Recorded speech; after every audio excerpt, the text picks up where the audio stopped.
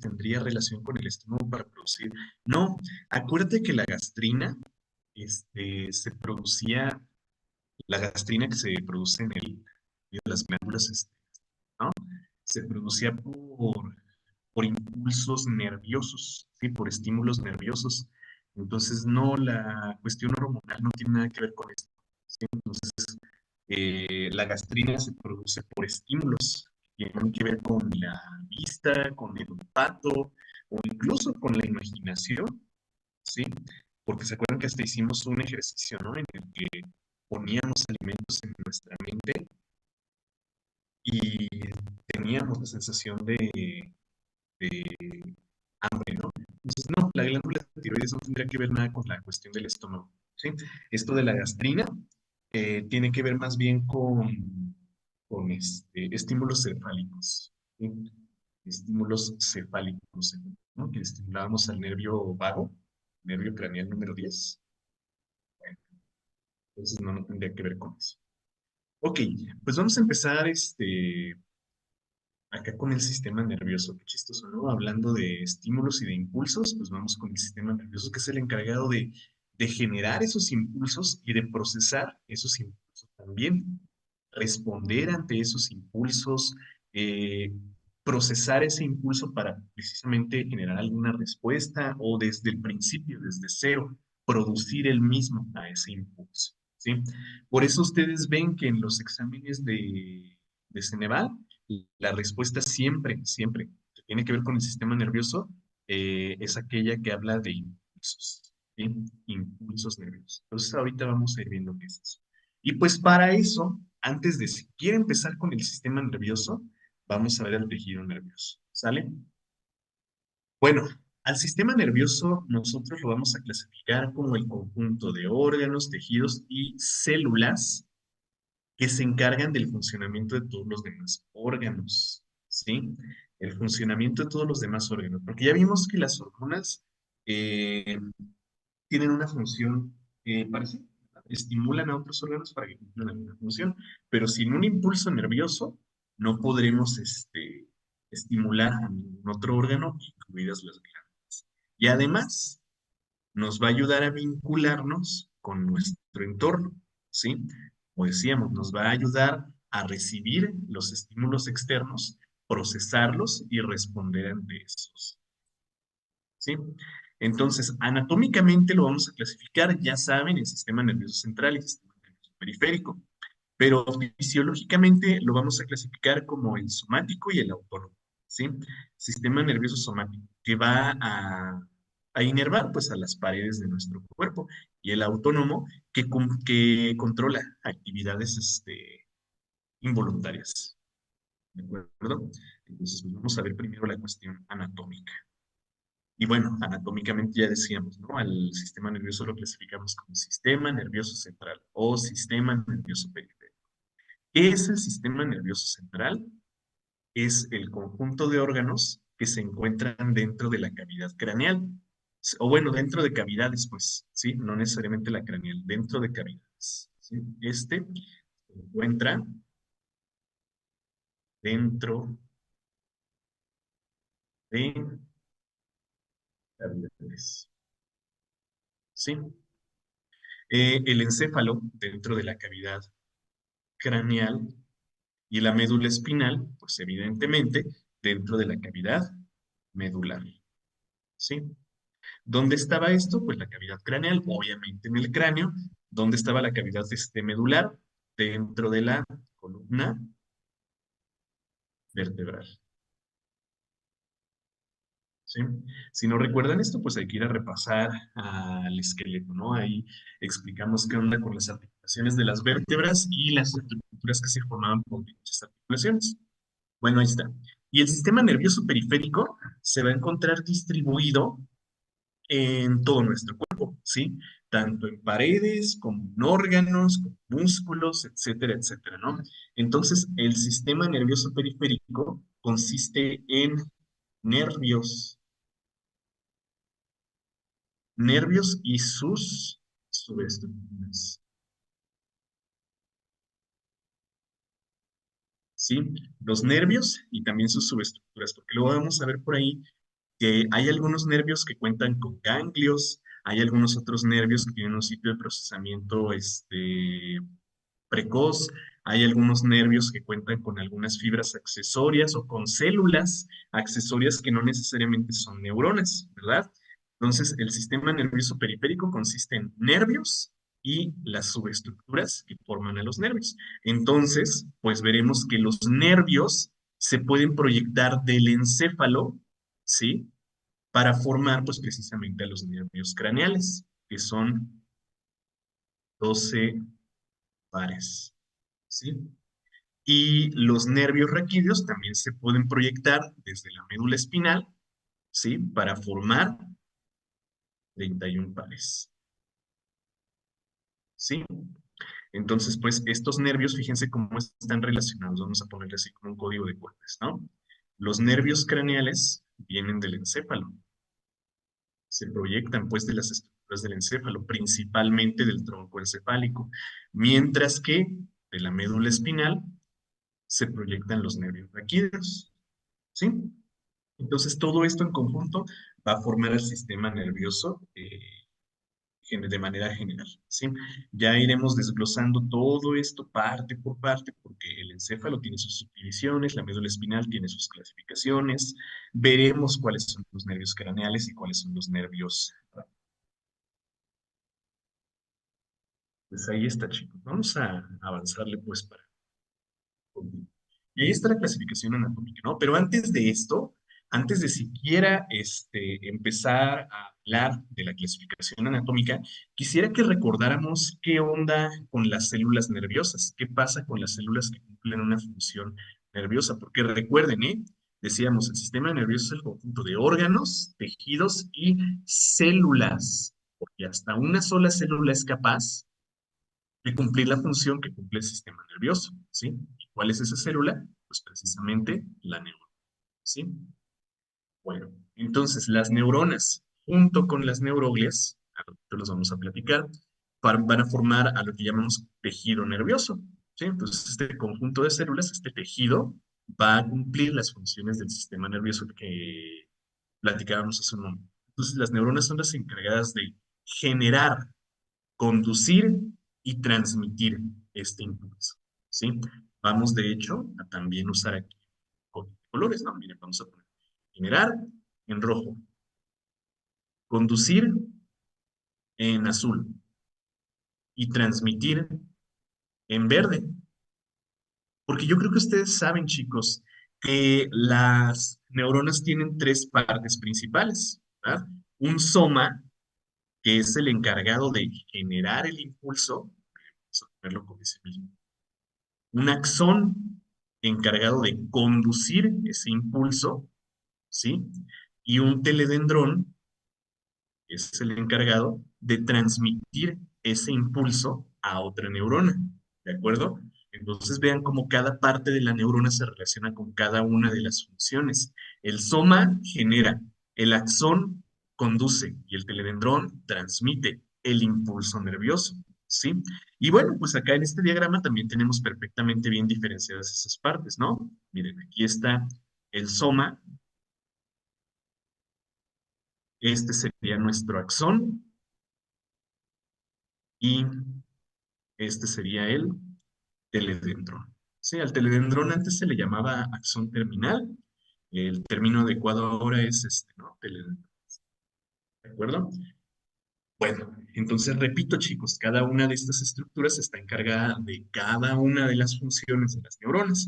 El soma genera el impulso nervioso, el axón conduce ese impulso nervioso y el teledendrón lo transmite a otra neurona o a otra célula, ¿sí? Porque no necesariamente va a haber una conexión con otra neurona, ¿sí? A ver, bueno, ahorita platicamos algo. ¿Vamos bien hasta aquí?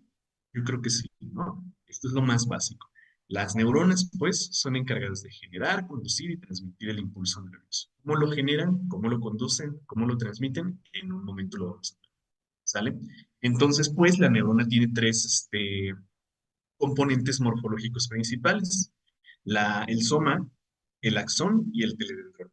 Y como lo vamos poniendo aquí con este código de colores, pues cada uno de ellos está encargado de pues, exactamente la misma perdón, exactamente una de las funciones con las que se relacionan. El soma genera el impulso, el axón conduce ese impulso y el teledendrón transmite ese impulso. ¿De acuerdo? Ok, muy bien. Bueno, pues vamos a continuar. Ahorita vamos a retomar también este diagrama porque hay un poco de cosas más que hablar aquí al respecto. Ok, entonces, ¿cómo es el transporte de una neurona a otra? Este transporte puede ser anterógrado o puede ser retrógrado. Anterógrado es desde donde se genera a donde se transmite. ¿Se acuerdan, no? A ver, acuérdense. ¿Quién genera el impulso? El soma. ¿Quién lo transmite? El teledendrón. ¿Sí? Entonces, este transporte va a ser de manera general así, ¿no? Del soma que lo genera hasta los teledendrones que lo transmiten a otra célula. ¿Sí? Ojo con el término, ¿eh? Estoy diciendo otra célula, porque así como puede ser otra neurona, ¿sí? La que recibe este impulso nervioso, así como puede ser otra neurona la receptora del impulso, puede ser también una célula efectora. Así como puede ser la neurona, podría ser también una célula muscular, por ejemplo, ¿sí? Una célula de músculo estriado para producir la contracción, ¿no? Y generar pues un movimiento, una respuesta al estímulo. Entonces, puede ser a una neurona o a una célula que vamos a conocer como efectora, ¿sí? Una neurona o una célula efectora, que es la célula efectora, pues la que va a hacer la acción que indique el impulso generado por la neurona, ¿sí? Entonces puede ser de esta manera. Ahora, puede ser retrógrado, ¿sí? Puede ser retrógrado, es decir, desde el axón hacia el soma.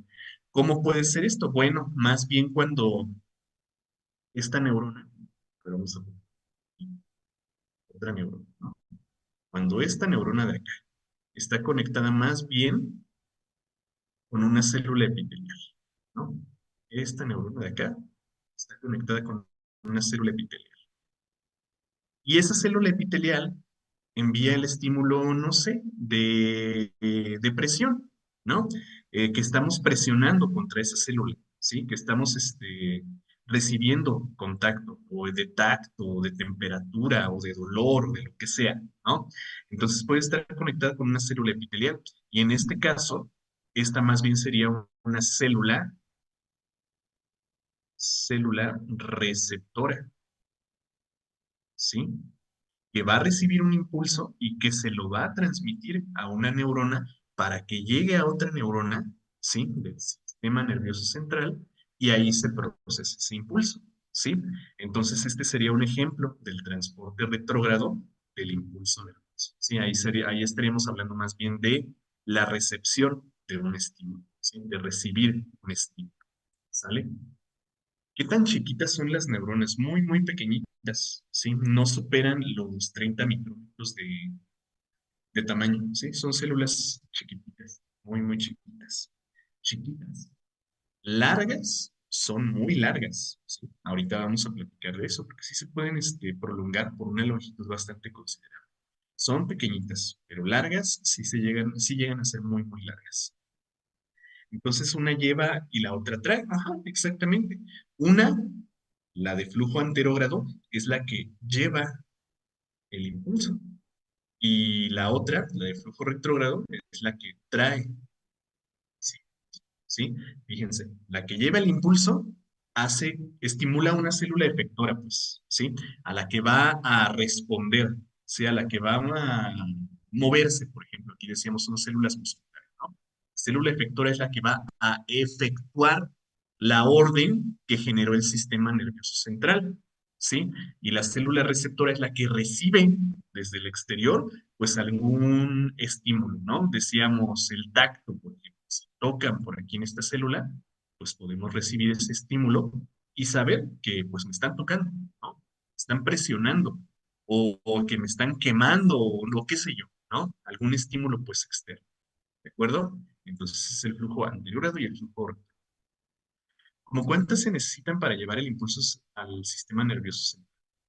¿Una filita con muchas o solo dos? Una filita con muchísimas. muchísimas neuronas, ¿sí? Al ratito vamos a ver qué onda con los nervios, ¿sí? Y veremos, bueno, no me adelanto, al ratito vemos los nervios, ¿sí? Y ahí se va a explicar qué onda, bueno, se va a explicar pues tu pregunta. Entonces, el anterógrado lleva el estímulo y el retrógrado trae el estímulo. Exactamente, así es. ¿Sí? Muy bien, chicos. Bueno, pues ahí está. Así puede ser, ¿no? De una neurona que genera el impulso y se lo envía a una célula efectora o de una célula receptora que recibe el estímulo y se lo lleva a una célula para que responda a ese estímulo. ¿Sí? Bueno, pues vamos a continuar por acá con la generación, la conducción y la transmisión del impulso, ¿no? Recuerden que esa es la función de la neurona. Bueno, pero ¿saben qué? Antes de esto, antes de entrar aquí, creo que debía ordenar de manera diferente estas diapositivas. Sí, me brinqué mucho. Antes de ver todo esto que estaba en la parte anterior, vamos a ver esto, la ultraestructura de una neurona, porque quiero que recordemos qué onda con la composición de la neurona. Ahorita voy a mencionar un montón de cosas, que se supone que ya saben, o sea, no necesita un repaso, ¿verdad? Pero pues por puro trámite vamos a repasarlo y vamos a recordarlo. O sea, yo sé que no necesitan recordarlo, ¿sí? Yo sé que lo saben, ¿verdad? Pero bueno, vamos a tratar de eh, vamos a repasarlo, pues. Una neurona va a tener tres estructuras principales, ¿no? El pericardio, las dendritas y el ¿sí? El pericarion es básicamente el citoplasma, ¿sí? La porción central de una neurona. Fíjense en el nombre, ¿sí? Porción central de la neurona. Pericarion, ¿se acuerdan? O bueno, no, ni siquiera acuérdense, más bien piensen a qué nos hace referencia este término carion. Carion. Esto nos habla de núcleo, ¿sí? Pericarion. Y el término peri, pues la periferia, alrededor. ¿Qué es entonces el pericarion? Todo lo que se encuentra alrededor del núcleo, ¿sí? Todo lo que se encuentra alrededor del núcleo. Entonces, ¿qué vamos a encontrar en ese pericarion? Pues vamos a encontrar desde luego las estructuras nucleares, pero sobre todo los componentes celulares, ¿sí? Todos los componentes celulares. Ok. O el término cario, sí. ¿El qué cosa de quién? ¿Qué? ¿Qué término? A ver, escribe porque no me perdí un poquito ahí en el chat. A ver, entonces esto es el pericardio, ¿no? Que es básicamente el soma, ¿verdad? Aquí estamos viendo al soma. Entonces, ¿qué podemos destacar? Pues lo primero que salta a la vista, ¿no? El núcleo de la neurona. La neurona suele tener un núcleo muy concéntrico, ¿sí? Acuérdense a qué me refiero con eso de concéntrico. A ver, vamos a hacer un para que no se nos... Un núcleo concéntrico es el que se encuentra en el centro, ¿sí? O podemos también tener un núcleo excéntrico, ¿sí? Que se encuentra, pues como lo dice su nombre, ¿no? Lejos del centro, periferia. Entonces, en una célula, ¿sí? Esto sería un núcleo concéntrico, el que está en el centro, y este sería un núcleo excéntrico, el que está lejos, ¿verdad? En la periferia. Entonces les digo, en las neuronas el núcleo suele ser muy concéntrico, muy ordenado, ¿sí? Entonces, lo primero que salta a la vista es, bueno, yo creo que aquí nosotros podemos destacar también a estas pequeñas fibras, a estos pequeños filamentos que nos dibujan aquí de color verde, ¿sí? Fíjense que aquí estos nos los señalan con los cuerpos de Níssil, ¿sí? Estos cuerpos de Níssil no son otra cosa más que el retículo endoplásmico rugoso, ¿sí? Retículo endoplásmico rugoso. ¿Y qué onda con el retículo endoplasmático rugoso? Bueno, pues ustedes ya saben, ¿no? Es el encargado de la síntesis de proteínas. Entonces, vean que el retículo endoplásmico rugoso en una neurona es muy, muy, muy desarrollado, ¿sí? Muy desarrollado. ¿Por qué? Pues porque la funcionalidad de una neurona depende de sus proteínas, ¿sí? Es un tipo de célula muy, muy dependiente de proteínas, ¿eh? Entonces, una gran cantidad de las proteínas que nosotros consumimos en nuestra dieta Para aquellos que son gym rats, no crean que toda la proteína que comen es para sus músculos. Una gran cantidad de la proteína que consumimos es para nuestras neuronas, ¿sí? Para que puedan sintetizar adecuadamente y ensamblar adecuadamente proteínas, ¿sí? Entonces el retículo endoplásmico rugoso va a tomar aminoácidos exógenos o aminoácidos sintetizados por ella misma para construir esas proteínas. Entonces, ¿por qué necesita tantas proteínas la neurona? A ver, vamos a poner aquí una lista, ¿no? Número uno, número uno. La neurona, ¿sí? Tiene una morfología bastante clásica, ¿no? Es muy difícil de confundir a una neurona morfológicamente, tanto en los diagramas, en los dibujitos que nosotros nos hacemos, como en las microscopías. Son bastante evidentes. ¿Por qué? Pues porque la neurona tiene un montón de proyecciones, ¿no? Un montón de proyecciones de su citoplasma, de su soma. Uno excepcionalmente largo que es el axón. Tiene muchas proyecciones, ¿sí? A ver, quiero que recuerden, chicos, en una célula cualquiera, ¿sí? En una célula cualquiera, ¿qué forma estas proyecciones de neurón, de membrana, perdón? En una célula cualquiera, ¿qué parte de la célula, qué componente celular forma a las proyecciones o las prolongaciones de membrana?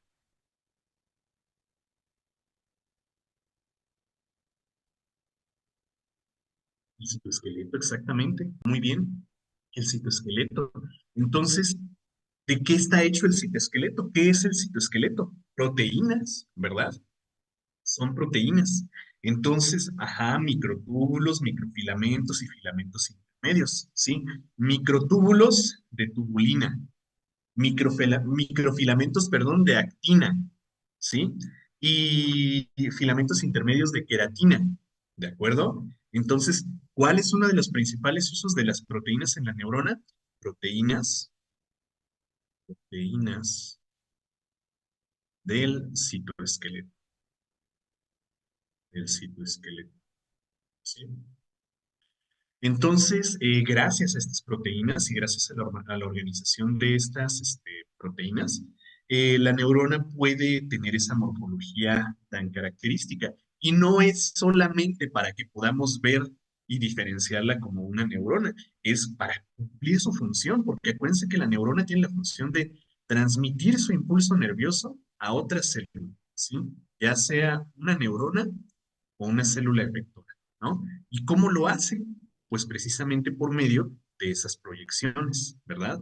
Si no fuera por estas proyecciones, no podría alcanzar eficientemente a, vamos a decir, el teledendrón de otra neurona, ¿no? Teledendrón de otra neurona. O a una célula efectora, una célula epitelial, ¿sí? Entonces, si no es por estas proyecciones, si no es por esta forma característica, la neurona no puede transmitir o no puede recibir el estímulo nervioso, ¿sí? Entonces, proteínas del citoesqueleto para formar a las dendritas, al axón y al teledendrón, ¿sí? Y bueno, pues esas proteínas se distribuyen en la neurona en forma de lo que pues la literatura nos llama, ¿no? Neurofilamentos y neurotúbulos. Y yo creo que ustedes pueden comparar con los microfilamentos y los microtúbulos, ¿sí? Nada más que por tratarse de una célula nerviosa, pues aquí le ponen neurofilamento y neurotúbulo, ¿sale? Pues ahí está. Esa es una de las principales funciones de las proteínas en la neurona. Otra, bueno, vamos a ver en un momento que la transmisión del impulso nervioso es un proceso químico, ¿sí? Un proceso químico que requiere de sustancias denominadas neurotransmisores, ¿sí? Entonces, muchos de esos neurotransmisores pues, son monosacáridos simples, esfingolípidos simples, pero los más importantes son proteínas, ¿sí? O componentes, pues, polipeptídicos. Por ejemplo, ¿se acuerdan de las catecolaminas que hablábamos ayer, no?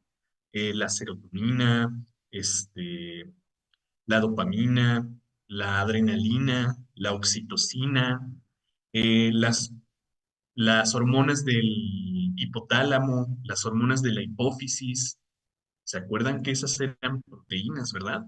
Entonces, otra función importante de las proteínas en las neuronas es la estructura.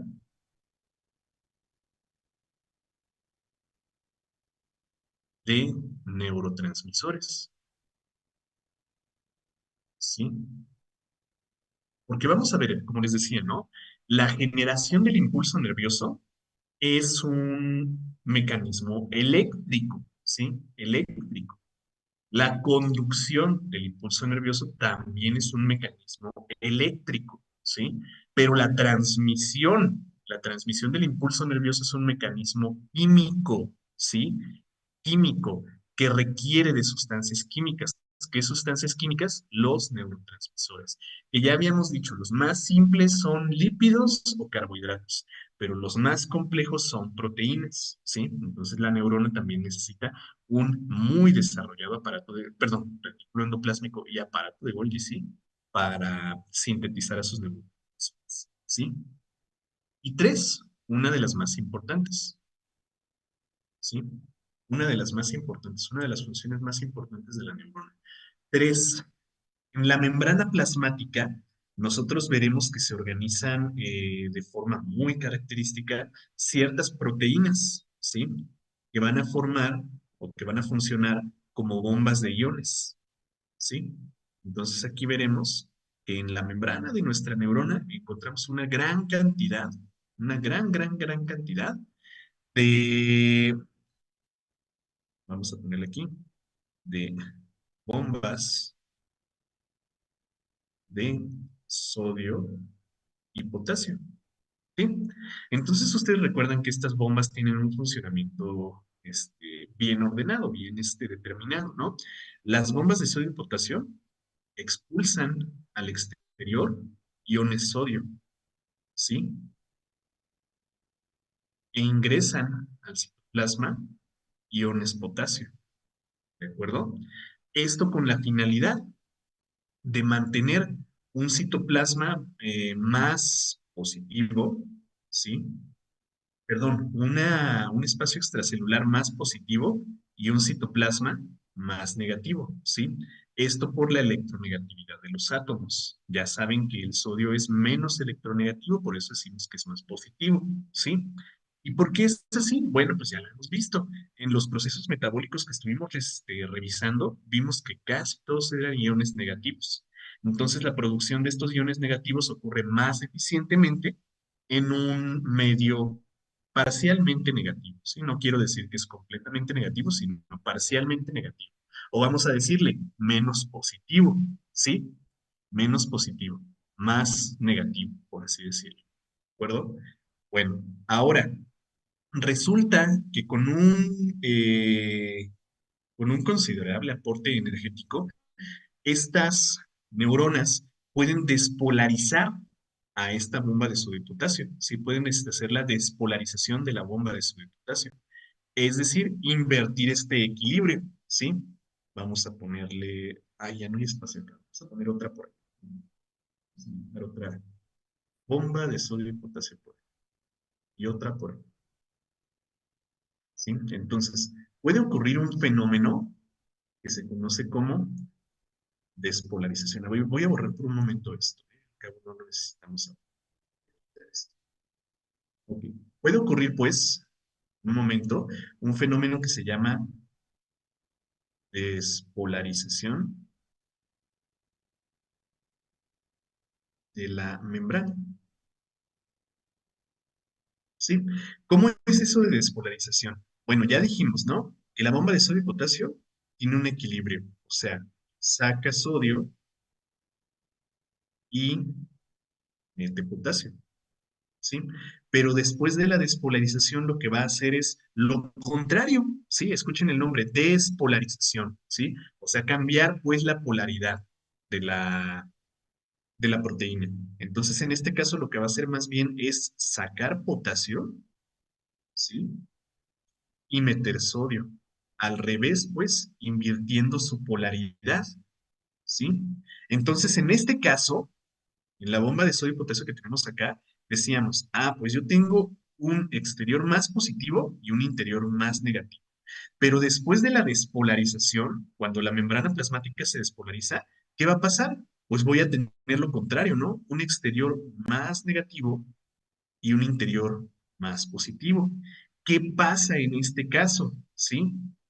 Ojo, porque no estoy hablando de cuerpos cargados o de átomos cargados, no, estoy hablando de un entorno, ¿sí? Un entorno positivo y un entorno negativo.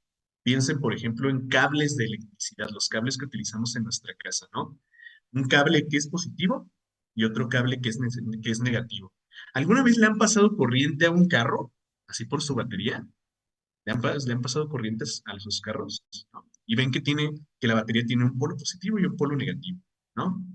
Y que hay que acomodarlos de cierta forma porque si no, hacemos un chispazo, ¿no? Causamos una descarga eléctrica. ¿Por qué? Pues porque estamos poniendo polos contrarios en contacto. Pues lo mismo aquí, ¿sí?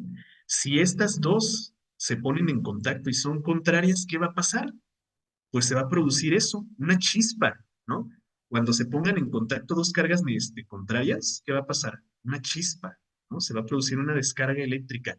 O bueno, un caso más concreto, ¿no? Un caso más coloquial. ¿No les ha pasado que a veces conectan algún electrodoméstico, algún aparato allá a la corriente eléctrica y que ven que sale una chispa? ¿Sí? Es porque el conector, el enchufe, lo que sea, estaba cargado de manera positiva, ¿sí? Por estar sometido al entorno. Y al entrar en contacto con los electrones negativos, ¿qué pasa? Pues se libera una pequeña descarga, ¿no? O incluso no les ha pasado que se encuentran con un cable que no está bien aislado y se pega ese cable y ¿qué pasa? Explota el cable, ¿no? Como una chispa, una descarga. Pues eso precisamente es el impulso nervioso, chicos, ¿sí? El impulso nervioso es una descarga eléctrica, ¿sí? Un potencial de acción causado por la despolarización de la membrana plasmática, ¿sí? ¿A qué nos referimos con despolarización? A invertir el equilibrio de la bomba de sodio y potasio, ¿sí? Para causar una pequeña descarga eléctrica en la superficie de la membrana. Y vamos a ponerle aquí, esa descarga eléctrica,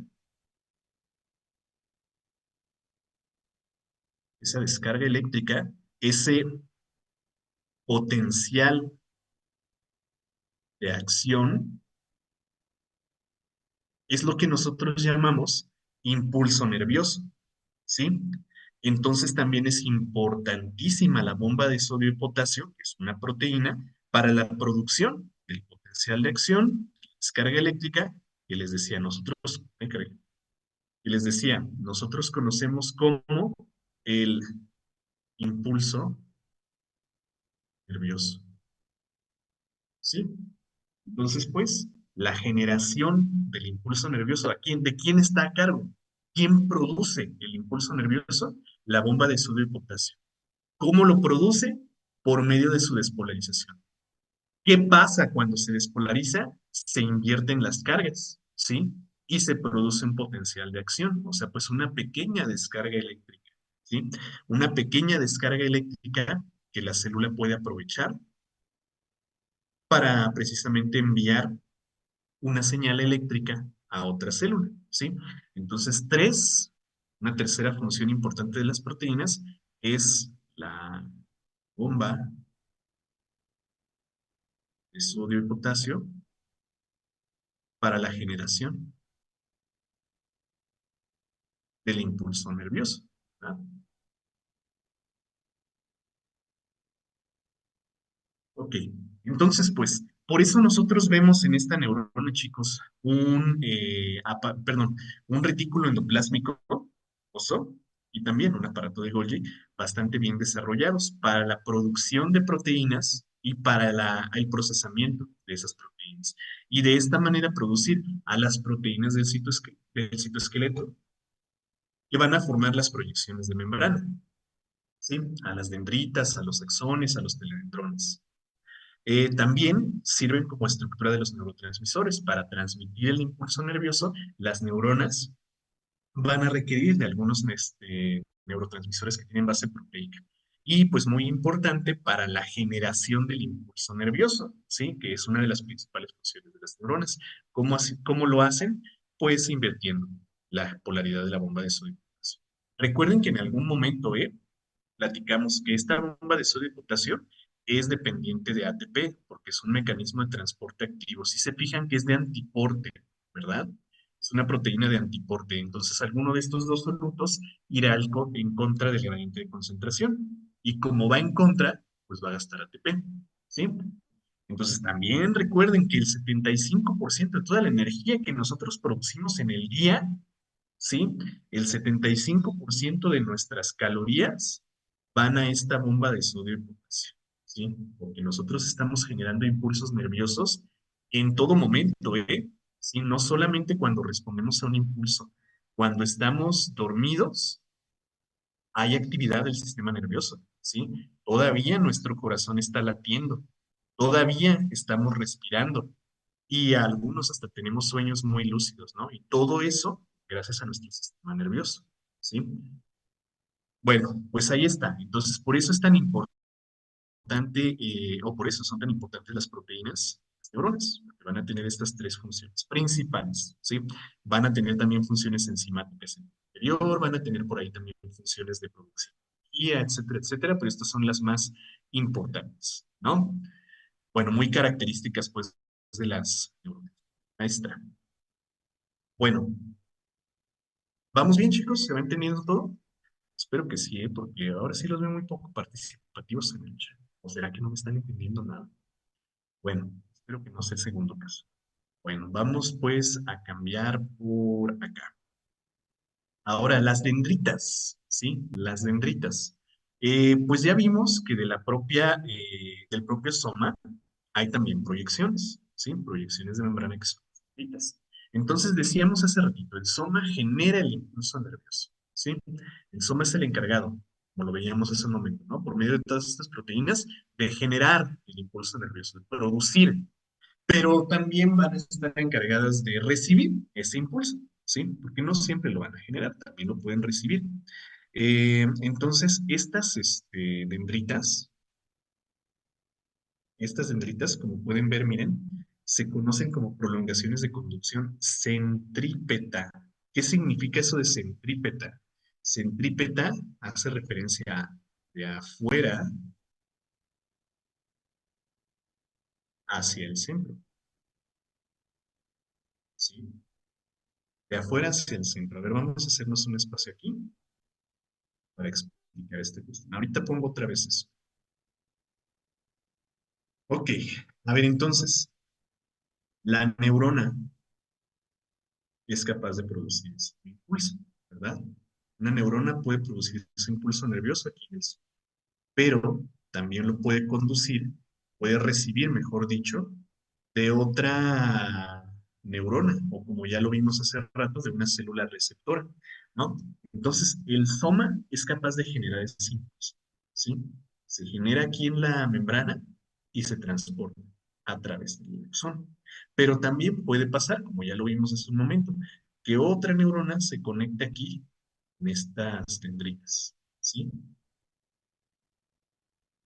Entonces, ¿qué pasa aquí? Se está transmitiendo un impulso nervioso, fíjense, de otra neurona del exterior hacia el soma de la neurona, ¿sí? De afuera hacia el centro. Por eso decimos que las neuronas son de conducción centrípeta, ¿sí? De afuera, del exterior, de otra célula hacia su propio soma, para que en el conjunto de somas, pues nosotros podamos, procesar ese impulso, ¿sí? Entonces, por medio, ya vamos a ver más adelante qué onda con la organización del tejido nervioso y qué onda con eso de la materia gris y la materia blanca. Pero bueno, los somas van a ser los encargados de procesar estos impulsos nerviosos. Ya que los procesamos, entonces sí, responder ante ese impulso enviando otro impulso a otra célula, que puede ser otra neurona o que puede ser una célula epitelial o una glándula o qué sé yo, ¿no? A ver, ¿la dendrita solo recibe? Sí, las dendritas solo reciben el impulso, no lo pueden enviar, ¿sí? Estas no lo pueden enviar a otra neurona, solamente reciben. Entonces la reacción a una quemadura sería centrípeta, ajá, exactamente, porque lo van a recibir las dendritas. A ver, ¿cómo o por qué se dice que el omega 3 es beneficioso para las neuronas? Mm, bueno, el omega 3 me voy a desviar un poquito. Acuérdense de los ácidos grasos. No, vamos a poner aquí como este como un ácido graso. Entonces acuérdense que los ácidos grasos tenían un carbono omega, el último, ¿sí? Y pues podía haber por ahí una insaturación en el carbono uno, 2, 3, ¿sí? Aquí haber una insaturación, ¿sí? Y este sería un omega 3. Entonces resulta que estos omega 3 se cortan aquí, ¿ok? Se cortan aquí, ¿sí? Y se utilizan para la síntesis del ácido araquidónico, ¿sí? Y este ácido araquidónico, el llamado ARA, ¿sí? Resulta ser el precursor de muchos neurotransmisores, ¿sí? Precursor de neurotransmisores, ¿sí? Por eso nos dicen, los ácidos grasos omega 3 y omega 6 son buenos para el sistema nervioso. ¿Por qué? Porque el omega 3 produce, o bueno, nos ayuda a producir al ácido araquidónico, ¿sí?